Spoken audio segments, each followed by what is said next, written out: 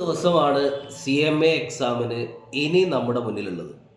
ഈ 100 ദിവസം കൊണ്ട് സാർ ഞാൻ ഇതുവരെ പഠിച്ചു തുടങ്ങിയിട്ടില്ല, ബോത്ത് ഗ്രൂപ്പ് നോക്കണമെന്നുണ്ട്, പോസിബിൾ ആണോ എന്ന് ചോദിച്ച് പല മെസ്സേജുകളും എനിക്ക് കിട്ടാറുണ്ട്. സെപ്റ്റംബർ, ഒക്ടോബർ, നവംബർ, ഡിസംബർ 10 100 ദിവസം നമ്മുടെ മുന്നിലുണ്ട്. ഇതുവരെ ഞാൻ കാര്യമായിട്ട് പഠിച്ചിട്ടില്ല. സിംഗിൾ ഗ്രൂപ്പ് എഴുതുന്നവരും ബോത്ത് ഗ്രൂപ്പ് എഴുതുന്നവരും ഫൈനലും ഇൻ്ററും എനിക്ക് മെസ്സേജ് അയച്ച് ചോദിക്കാറുണ്ട്, സാർ ഇനി ഞങ്ങൾ പഠിച്ചാൽ എത്തുമോ, ഞാൻ ഡിസംബറിൽ എഴുതണോ, സ്കിപ്പ് ചെയ്തിട്ട് ജൂണിലേക്ക് പഠിക്കണോ എന്ന് ചോദിച്ച് എനിക്ക് മെസ്സേജുകൾ വരാറുണ്ട്. അതിൻ്റെ ഉത്തരം എന്ന് പറയുന്നത്, നിങ്ങൾക്ക് ഇനിയും ബോത്ത് ഗ്രൂപ്പ് പഠിച്ച് പാസ്സാവാനുള്ള സമയം നിങ്ങളുടെ മുന്നിലുണ്ട്. അപ്പം ഇത് ഞാൻ അവരോട് പറയുമ്പോൾ അവർ തിരിച്ചു ചോദിക്കുന്ന മറ്റൊരു ചോദ്യമുണ്ട്, സാർ ഞാൻ എത്ര മണിക്കൂർ ഇരുന്ന് പഠിക്കേണ്ടി വരും, ഒരു ദിവസം എത്ര മണിക്കൂർ പഠിച്ചാലാണ് എനിക്ക് പാസ്സാവാൻ പറ്റുക? അങ്ങനെയുള്ള കുട്ടികളോട് ഞാൻ പറയുന്നൊരു കാര്യമുണ്ട്. ഇപ്പം ഇത്രയും വർഷത്തെ എൻ്റെ ടീച്ചിങ് എക്സ്പീരിയൻസിൽ പല തരത്തിലുള്ള സ്റ്റുഡൻസുമായിട്ട് ഞാൻ കമ്മ്യൂണിക്കേറ്റ് ചെയ്തിട്ടുണ്ട്.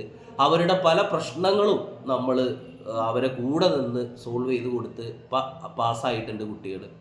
ഇപ്പോൾ ഒരു എക്സാമ്പിൾ പറയുകയാണെങ്കിൽ, 2 സ്റ്റുഡൻസ്, ഒരാൾ നന്നായിട്ട് കുറഞ്ഞ സമയം കൊണ്ട് കവർ ചെയ്യാൻ പറ്റുന്ന ആളുകൾ ഉണ്ടാവാറുണ്ട്. അതായത് അവർക്ക് 2-3 മണിക്കൂർ ഇരുന്നാൽ തന്നെ പെട്ടെന്ന് ഗ്രാസ്പിംഗ് പവർ കൂടുതലാണ്. അങ്ങനെയുള്ള സ്റ്റുഡൻസ് ഉണ്ടാവാറുണ്ട്. എന്നാൽ ചില കുട്ടികളുണ്ട്, അവർക്ക് ഒരുപാട് സമയം ഇരുന്ന് അവരുടെ ഡൗട്ടുകളൊക്കെ തീർത്ത് അങ്ങനെ പഠിച്ചാലാണ് അവർക്ക് ഓർമ്മ നിൽക്കുക.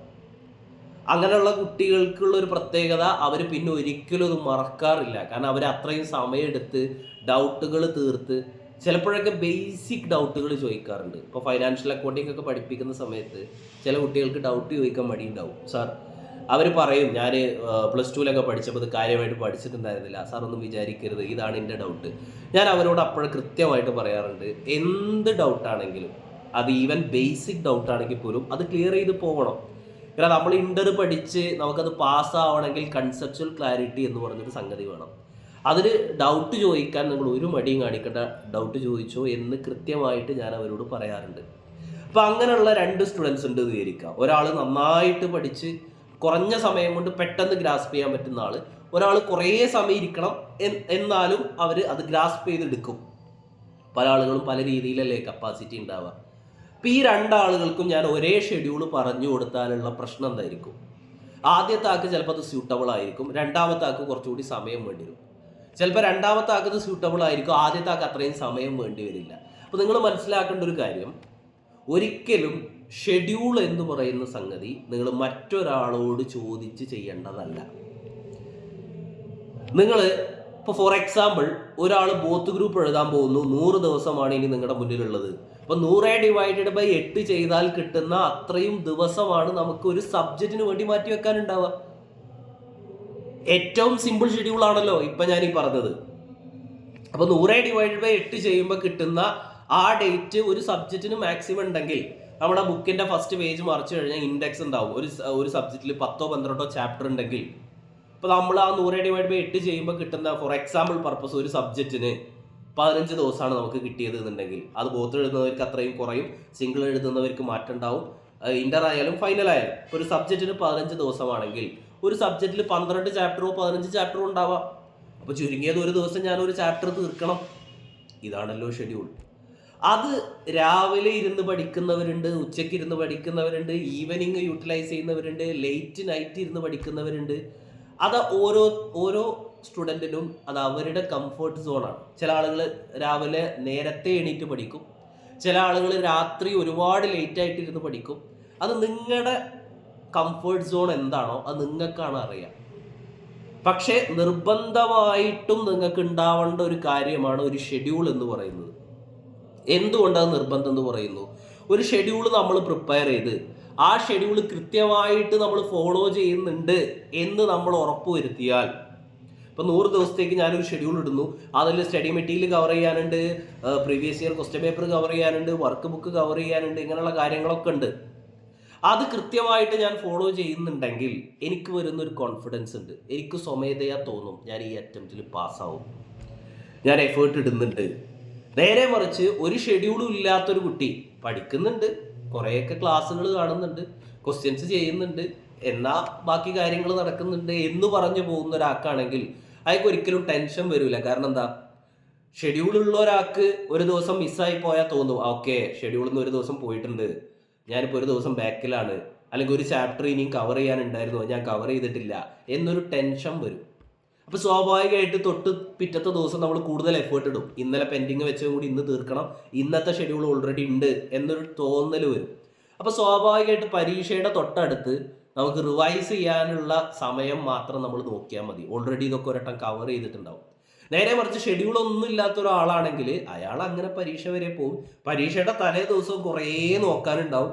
അതൊക്കെ കൂടി അവിയൽ പരുവത്തിൽ നോക്കിയിട്ട് പോയി പരീക്ഷ എഴുതും. ഓക്കെ, തീർന്നു, അടുത്ത അറ്റംപ്റ്റ് നോക്കാം.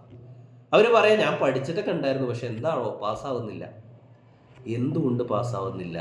നിങ്ങൾ പഠിക്കേണ്ട രീതിയിലല്ല പഠിച്ചിട്ടുള്ളത്.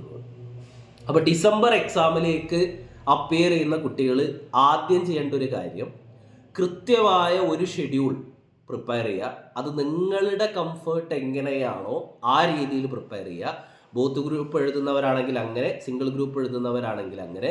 ഒരു ദിവസം എത്ര മണിക്കൂർ നിങ്ങൾ ഇരിക്കണം എന്നുള്ളത് നിങ്ങളുടെ ഷെഡ്യൂള് പ്രകാരം, എത്ര ദിവസം ഒരു സബ്ജക്റ്റിനുണ്ട്, നിങ്ങൾക്ക് എത്ര സമയം ഇരുന്നാലാണത് മനസ്സിലാവുക എന്നതിനനുസരിച്ചുണ്ടാവും. ചുരുങ്ങിയത് ഒരു ദിവസം 3 മണിക്കൂറെങ്കിലും നിങ്ങൾ ഇരുന്നാലാണ് ഇതൊക്കെ പോസിബിൾ ആവുക. അതിൽ കൂടുതൽ ഇരിക്കുന്നത് അത്രയും പാസ്സാവാനുള്ള ചാൻസ് കൂടുതലാണ്. ഇപ്പോൾ എനിക്ക് മെസ്സേജ്, ഇപ്പോൾ നമ്മുടെ ഓൺലൈൻ ബാച്ചിലുള്ള കുട്ടികളൊക്കെ എനിക്ക് മെസ്സേജ് അയച്ച് ഈ രീതിയിലുള്ള പല ഗൈഡൻസ് ചോദിക്കാറുണ്ട്. ഞാൻ അവരെയൊക്കെ കൃത്യമായിട്ട് ഗൈഡ് ചെയ്യാറുണ്ട്. ഞാൻ പറഞ്ഞ പോലെ ബേസിക് ഡൗട്ടുകൾ വരെ അവർ ചോദിക്കാറുണ്ട്. അതെല്ലാം ഞാൻ ക്ലിയർ ചെയ്ത് കൊടുക്കാറുണ്ട്. ആ കാര്യത്തിൽ ഞാൻ അവരെ നിരുത്സാഹപ്പെടുത്താറേ ഇല്ല. എന്താണ് ഇതൊക്കെ നമ്മൾ +2 പഠിച്ചതല്ലേ, ബേസിക് സാധനമല്ലേ, ഇത് നിങ്ങൾക്ക് അറിഞ്ഞിരിക്കട്ടെ എന്ന രീതിയിൽ പോലും ഞാൻ പറയാറില്ല. എല്ലാ സംഗതിയും ഞാൻ പറഞ്ഞു കൊടുക്കാറുണ്ട്. അപ്പോൾ ഡിസംബർ ബാച്ചിലേക്ക് നിങ്ങൾക്ക് ഇത്തരത്തിൽ ഗൈഡൻസ് ക്ലാസ്സുകൾ വേണമെന്നുണ്ടെങ്കിൽ ഡിസംബർ ബാച്ചിലേക്കുള്ള ഓൺലൈൻ റെക്കോർഡ് ക്ലാസ്സുകൾ അവൈലബിൾ ആണ്. ഇൻ്റർ 8 സബ്ജക്റ്റ്, ഫൈനൽ 8 സബ്ജക്റ്റ്, എല്ലാ സബ്ജക്റ്റുകളും ഞാൻ തന്നെയാണ് ഹാൻഡിൽ ചെയ്യുന്നത്. നിങ്ങൾക്ക് ഡൗട്ട് ക്ലാരിഫിക്കേഷൻ ഉണ്ട്, നിങ്ങൾക്ക് എന്ത് ഗൈഡൻസ്, പഠിക്കുന്ന കാര്യത്തിൽ നിങ്ങൾക്ക് എന്ത് സപ്പോർട്ട് വേണമെങ്കിലും ഞാൻ എപ്പോഴും ചെയ്യാൻ തയ്യാറാണ്. അപ്പോൾ ക്ലാസ്സിൻ്റെ ഡീറ്റെയിൽസ് അറിയണം, അതിന് ജോയിൻ ചെയ്യണം താല്പര്യമുള്ള ആളുകൾക്ക് ഞാൻ ഡിസ്ക്രിപ്ഷനിലും ഫസ്റ്റ് കമൻറ്റിലും ഗൂഗിൾ ഫോമുകൾ കൊടുക്കുന്നുണ്ട്. ആ ഫോമുകൾ ജസ്റ്റ് ഫില്ല് ചെയ്താൽ നിങ്ങൾക്ക് കൂടുതൽ ഡീറ്റെയിൽസ് അറിയാൻ വേണ്ടി പറ്റും. എന്നിട്ട് അതുകൂടി നോക്കിയിട്ട് വേണമെങ്കിൽ നിങ്ങൾക്ക് എന്ത് ചെയ്യാം, ജോയിൻ ചെയ്യാമെന്നുള്ള രീതിയിൽ. ഇനി ക്ലാസ്സിന് ജോയിൻ ചെയ്യാത്ത കുട്ടികളാണെങ്കിലും നിങ്ങൾക്ക് ഈ രീതിയിൽ പഠനവുമായി ബന്ധപ്പെട്ട് ഗൈഡൻസ് വേണമെങ്കിൽ എൻ്റെ പേഴ്സണൽ വാട്സപ്പ് നമ്പർ 9496353208 എന്ന നമ്പറിലേക്ക് നിങ്ങൾക്ക് വാട്സപ്പ് ചെയ്താലും ഗൈഡ് ചെയ്യാം. അപ്പോൾ കൃത്യമായിട്ട് ഷെഡ്യൂൾ ഉണ്ടാക്കുക. ബോത്ത് ഗ്രൂപ്പ് പാസ്സാവാനുള്ള സമയം ഇനിയും നമ്മുടെ മുന്നിലുണ്ട്. കൃത്യമായിട്ട് പഠിച്ചാൽ, നമ്മളത് ഫോളോ ചെയ്താൽ നമുക്ക് പാസ്സാവാം. ഫൈനലായാലും ഇൻ്ററായാലും പാസ്സാവാം, ഞാൻ ഗ്യാരണ്ടി. പക്ഷേ ഞാൻ പറയുന്നൊരു കണ്ടീഷൻ, ഷെഡ്യൂൾ വേണം, നമ്മളത് ഫോളോ ചെയ്യണം, കൃത്യമായിട്ട് കൺസെപ്റ്റ് പഠിച്ച് മുന്നോട്ട് പോകണം.